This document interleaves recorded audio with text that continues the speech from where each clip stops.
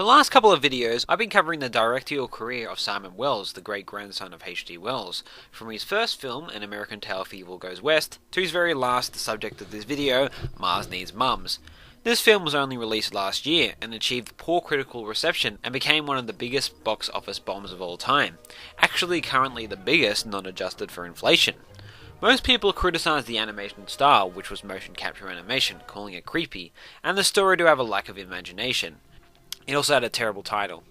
The movie is about a boy called Milo, whose mother is kidnapped from him by aliens. Along the way he finds out why the aliens need his mother, apparently to extract the discipline from her to program robots to bring up aliens' children. Milo must save his mother and possibly try and help the alien society with their problem. Really, I had no problem with the story. I thought it was quite creative and really nothing that I could have said I've seen before in any other film, although it did kind of loosely remind me of WALL-E. In fact, I really did think that the film was a whole lot better than people made it out to be. The animation I really didn't mind at all. The action is actually really good in some action sequences where you can't really tell, or at least doesn't really feel like it's animation. It actually feels better in a live action sequence crossed with CGI environments. The animation enables the film to create these humongous realistic feeling environments, which creates a strange atmosphere, sometimes scary actually. So yeah, surprisingly the animation was a win for me in that department. I also don't think it lies either a bit too close before or after, I can't really tell, the uncanny valley to be really creepy for me.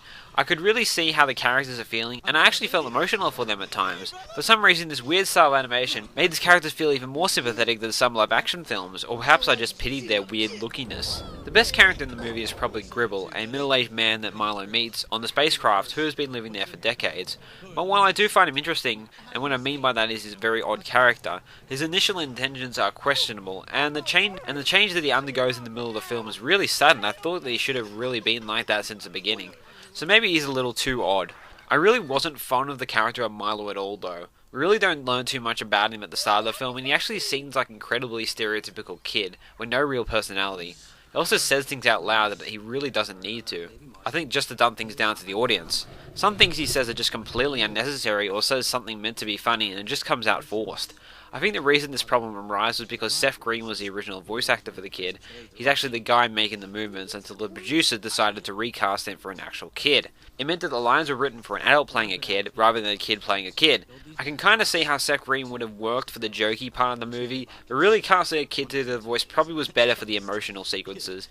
The problem lies, although not that they chose either Seth Green or a kid, but the fact that they changed midway during production. And it kind of shows. Possibly it wouldn't have mattered anyway, because a lot of the humour in the film is hit and miss, not just the stuff said by Milo.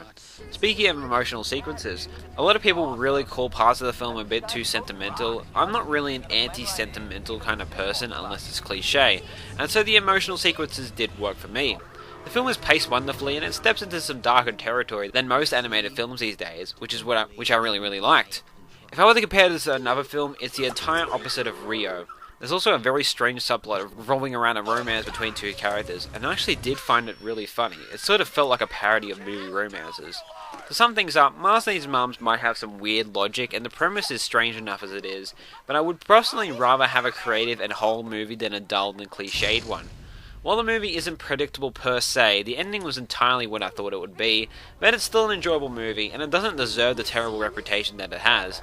It's imaginative, great to look at, and it has some pretty interesting ideas. I would actually go so far to call it one of the better animated movies of 2011. I did again really like the Simon Wells direction, and I did think that helped the movie greatly. What made me did really like this film was probably my extremely low expectations going into it, and yeah, it was much better than what I expected. I give Mars Needs Mums an 8 out of 10.